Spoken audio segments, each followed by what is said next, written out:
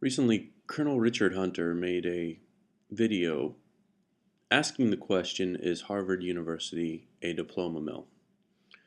The couple of cases that he brought up involve President Obama and his constitutional scholar credentials, as well as a professor that they had there claiming to be a Native American or have a Native American lineage, and it turns out that she didn't. I would say Harvard University, to a point, still offers a quality education, and a lot of people that go there. Now, when I say a lot of people, I don't have the actual numbers, but a great many of the people that go to Harvard are people whose parents went to Harvard, and it becomes almost a genealogical rite of passage to attend this Ivy League school. Now, I would say Harvard Law probably does produce a quality product. Um, the medical school, when they go, is Harvard linked to Johns Hopkins. Um, they put out some well educated people. As far as does it compare to, I don't know, just using my local examples, University of Florida, University of South Florida, University of Central Florida, or other state colleges, I don't know. Um, there will be people more qualified to answer that than me.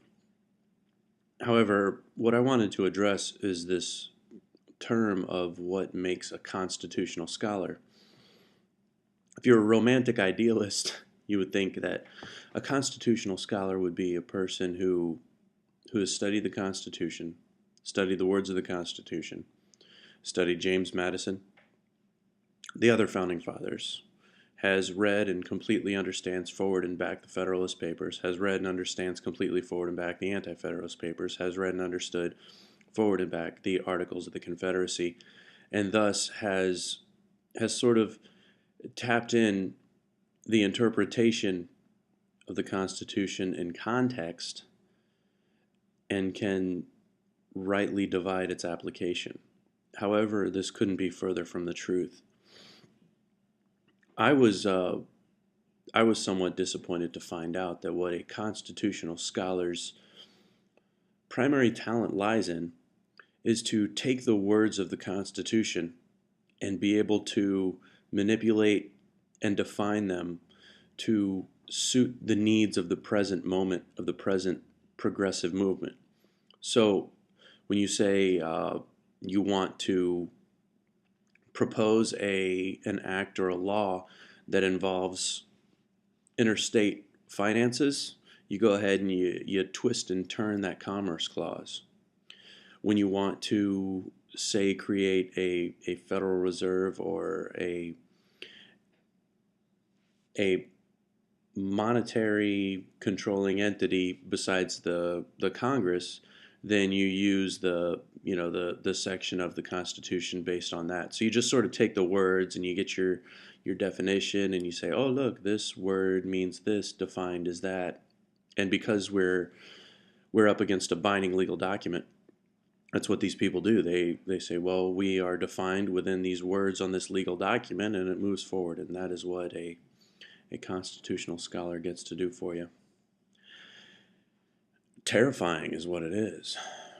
Uh, I actually discovered this. I was watching CNN of all things, which I probably shouldn't do. I was watching CNN and they had a constitutional expert on there. And and after I got done hearing what this guy had to say, I was forced to wonder if he had actually read the Constitution.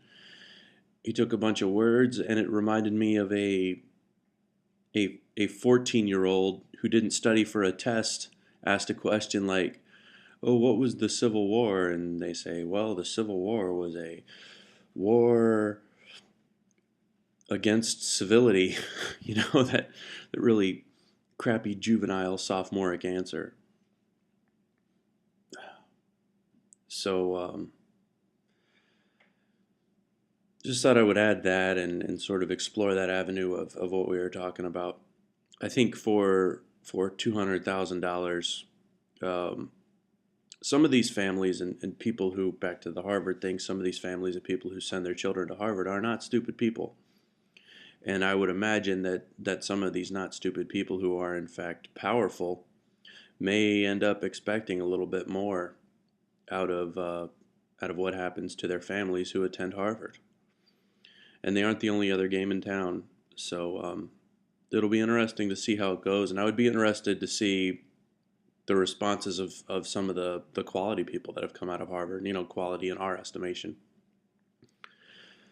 Anyway, good video, and we'll talk to y'all later.